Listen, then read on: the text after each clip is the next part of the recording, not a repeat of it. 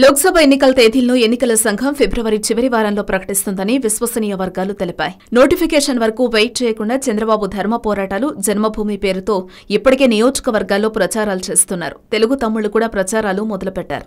ఫిబ్రవరిలో అభ్యర్థులను కూడా ప్రకటిస్తున్నారట. అంతలోనే ఆశావాహులు సిట్టింగ్లు చంద్రబాబు వద్దకు క్యూ కడుతున్నారు. టికెట్ ఇవ్వలేని అభ్యర్థులకు చంద్రబాబు సర్ది చెబుతున్నారట. ఇక చంద్రబాబుకు పెద్ద తలనొప్పి వైసీపీ ఎమ్మెల్యేలను చేర్చుకున్న నియోజకవర్గాల్లో సిట్టింగ్ టీడీపీ అభ్యర్థులు. వారు పార్టీ మారే అవకాశాలు ఎక్కువ. నామినేటెడ్ పదవులు చంద్రబాబు ఆశ పెడుతున్నారట. పాదయాత్రతో ఊపు మీదున్న జగన్ కూడా అభ్యర్థుల లిస్టు తయారు చేసుకున్నాడట. ప్రస్తుత లోక్సభ పదవీకాలం జూన్ 3వ తేదీన ముగియనుండటంతో ఆలోగానే ఎన్నికల నిర్వహణపై సన్నాహాలు ప్రారంభమయ్యాయి. ఎన్ని దశల్లో పోలింగ్ నిర్వహించాలి, ఏ నెలల్లో జరపాలి అన్న దానిపై ఇప్పటికే కసరత్తు జరుగుతోంది. భద్రతా దళాల అందుబాటు తదితర అంశాల ఆధారంగా ఎన్ని దశల్లో నిర్వహించాలన్నది నిర్ణయిస్తారు.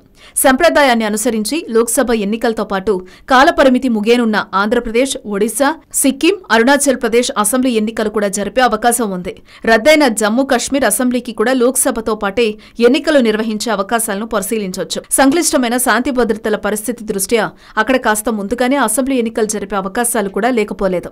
అన్ని అసెంబ్లీల కాలపరిమితి 5 ఏళ్లు కాగా జమ్మూ కశ్మీర్ కు మాత్రం 6 ఏళ్లుంటుంది. వాస్తవానికి 2021 మార్చి 16 వరకు గడువు ఉన్నప్పటికీ 2018 నవంబర్లోనే రద్దు చేశారు. 6 నెలల్లోగా అంటే మే నెలలోగా దీనికి ఎన్నికలు నిర్వహించాల్సిందే.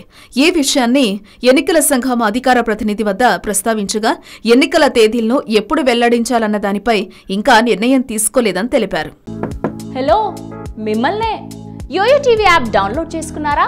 ఇంకా లేదా? మీ యాప్ స్టోర్ కి వెళ్ళి వెంటనే డౌన్లోడ్ చేసుకోండి.